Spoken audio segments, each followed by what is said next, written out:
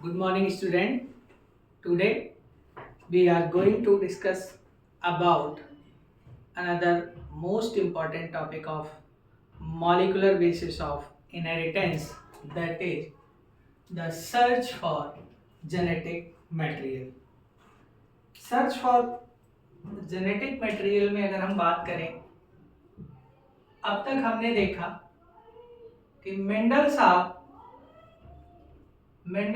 ने 1856 से लेके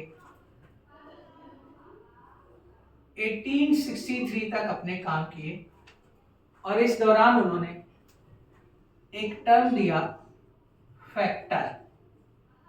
हालांकि आगे चल के हमें पता चल गया कि फैक्टर ही जीन है, लेकिन उस समय तक ये बात पता नहीं थी और मेंडल साहब कह के चले गए कि कैरेक्टर्स आर कंट्रोल्ड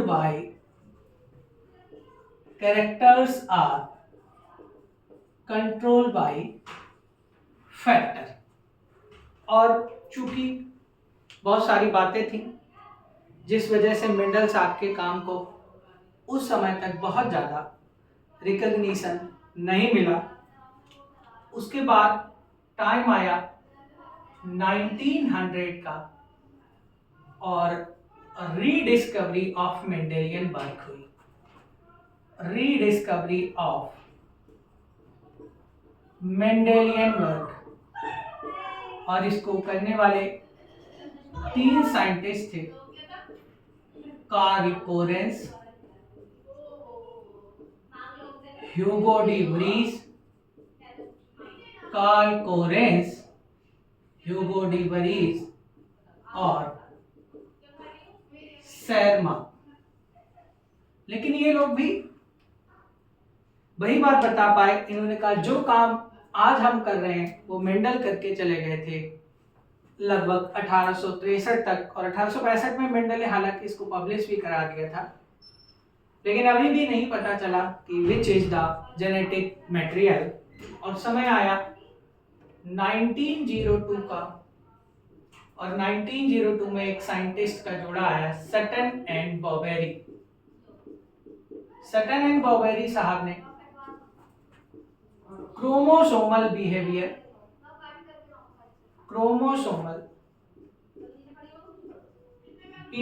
के बारे में बताया कि जो क्रोमोसोम है वो कैसे बिहेव करता है। हालांकि ये बात भी हम पढ़ेंगे, और अभी भी ये बात क्लियर नहीं हो पाई। फिर एक साइंटिस्ट आते हैं, टीएच मॉर्गन साहब। इन्होंने एक्सपेरिमेंटल प्रूफ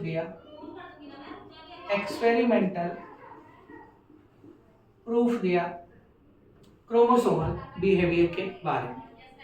ड्रोसोफिला पे हालांकि इन्होंने काम किया, जब पढ़ेंगे तो डिटेल में इस बात को पढ़ेंगे। और ऐसे करके समय बीतता गया और धीरे धीरे टाइम आया 1928 का।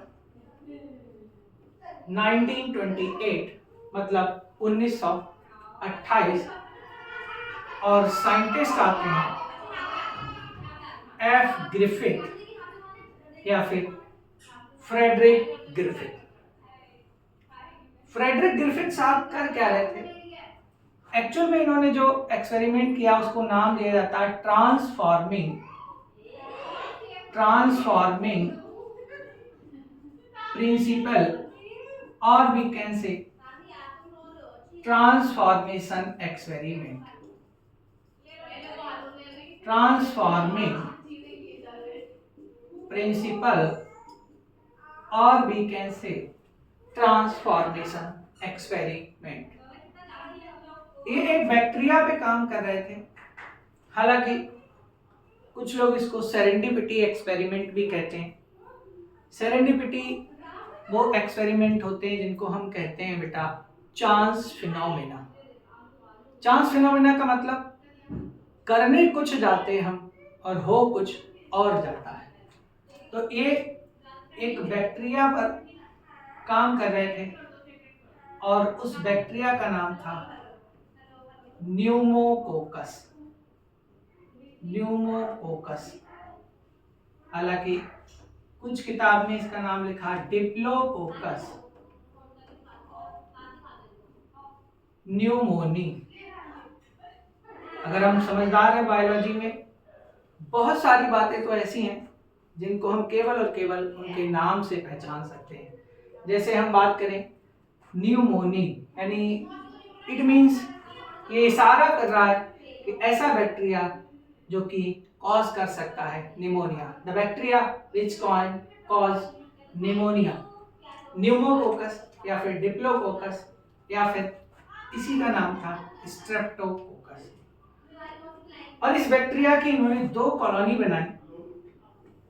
कॉलोनी बनाने का मतलब होता है हम जैसे कंडीशन होती है वैसे ही एक कल्चर मीडिया तैयार करते हैं, और इन्होंने 2 कॉलोनी बनाई। और एक कॉलोनी में इन्होंने जो बैक्टीरिया थे उन बैक्टीरिया को नाम दिया एस फॉर्म, या फिर इनको नाम दिया स्मूथ कॉलोनी। और इन्होंने दूसरी कॉलोनी बनाई, और दूसरी कॉलोनी में जितने भी बैक्टीरिया थे डिप्लोकोकस न्यूमोनी, उनको नाम दिया आर फॉर्म और रफ फॉर्म। क्या किया, फिर से एक बार देखिए। 1928 में ग्रिफिथ साहब ने ट्रांसफॉर्मिंग प्रिंसिपल या फिर ट्रांसफॉर्मेशन एक्सपेरिमेंट किया, और डिप्लोकोकस न्यूमोनी या फिर स्ट्रेप्टोकोकस या न्यूमोकोकस बैक्टीरिया, एक ही नाम है, ये 2 कॉलोनी बनाई, एक एस फॉर्म या स्मूथ बैक्टीरिया, एक आर फॉर्म या फिर रफ कॉलोनी या फिर रफ बैक्टीरिया। इनमें से एस फॉर्म जो थे ये पैथोजेनिक थे। पैथोजेनिक का मतलब which can cause disease, which can cause disease. ऐसे बैक्टीरिया जो डिसीज कॉज कर दें क्या कहलाते हैं, पैथोजेनिक। और इनमें से आर फॉर्म जो थे वो थे नॉन पैथोजेनिक। नॉन पैथोजेनिक,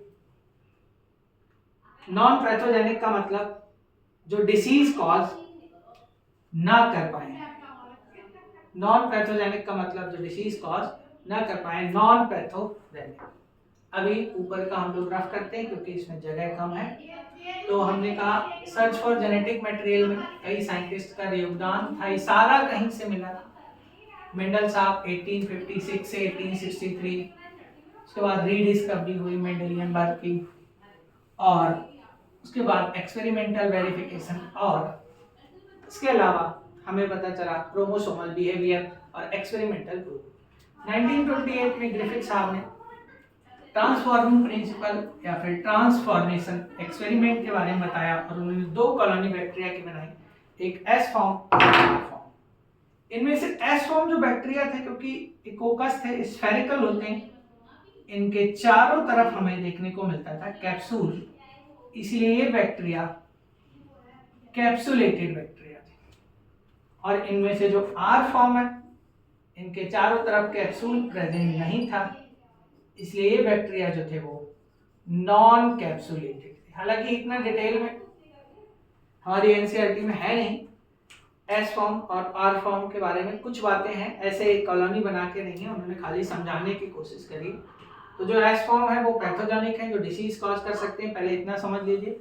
और आर फॉर्म है वो नॉन पैथोजेनिक है, वो डिसीज कॉज नहीं कर सकते। और हमको पता है डिसीज का मतलब निमोनिया, अगर एस फॉर्म किसी को इन्फेक्ट करेंगे तो निमोनिया हो जाएगी, और आर फॉर्म किसी को इन्फेक्ट करेंगे तो कुछ भी नहीं होगा। और इस एक्सपेरिमेंट को इन्होंने शुरू किया, परफॉर्म किया चूहों के ऊपर।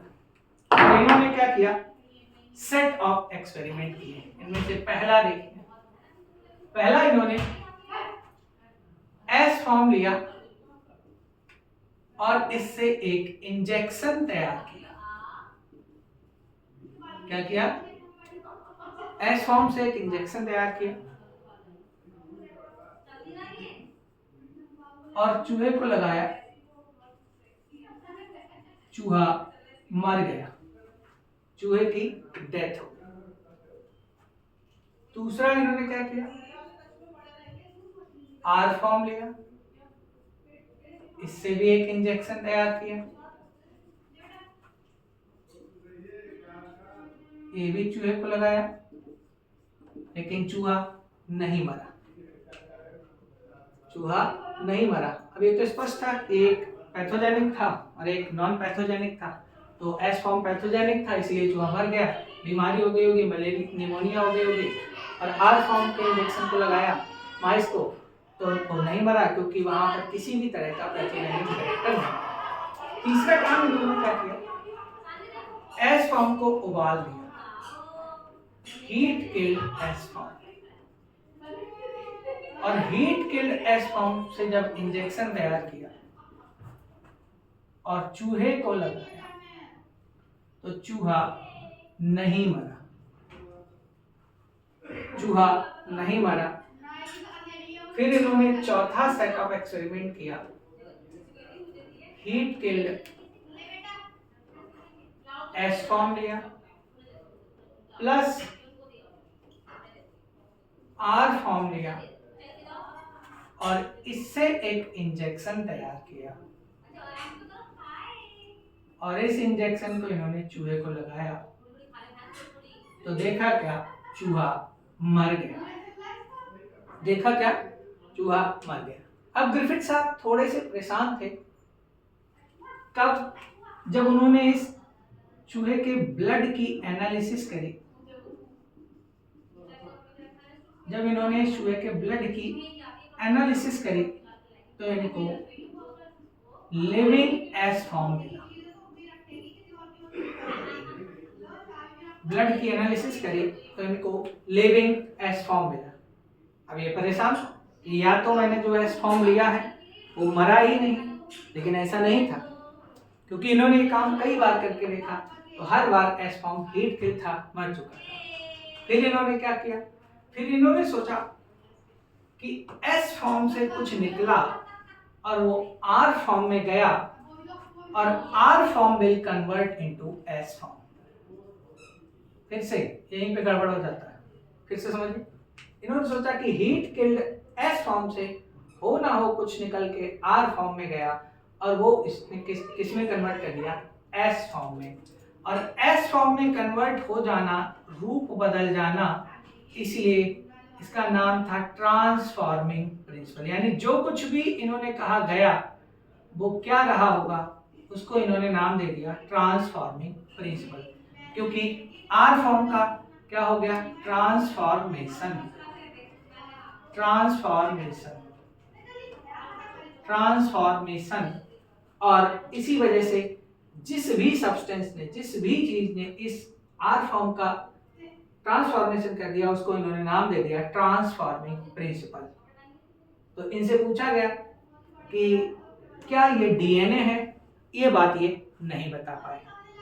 क्या ये डीएनए, ये बात नहीं बता पाए। ये बोले मुझे नहीं पता क्या है, लेकिन इतना पता है कि हीट किल्ड एस फॉर्म से कुछ निकल के आर फॉर्म में गया, और उसने आर फॉर्म को एस फॉर्म में कन्वर्ट कर दिया, और इसकी वजह से आर फॉर्म का ट्रांसफॉर्मेशन हो गया, इसलिए उन्होंने इस सब्सटेंस का नाम रख दिया ट्रांसफॉर्मिंग प्रिंसिपल।